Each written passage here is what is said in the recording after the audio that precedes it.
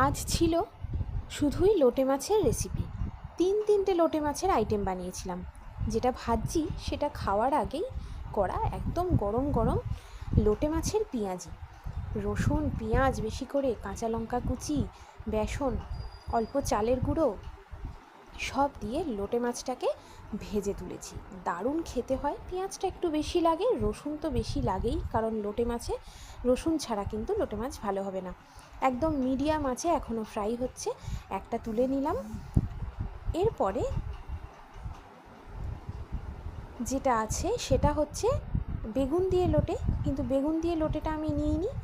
আমি যেটা নিয়েছি সেটা হচ্ছে লোটে মাছের ঝাল। লোটে মাছের ঝালে আজকে লোটেগুলো গোটা রাখার চেষ্টা করেছি। এই যে তুলতে একটু প্রবলেম হচ্ছিল, তো তুলে নিয়েছি মোটামুটি সাবধানেই। করার সময় একটু আধটু যা ভেঙেছে, কিন্তু মোটামুটি লোটে মাছগুলো গোটাই আছে।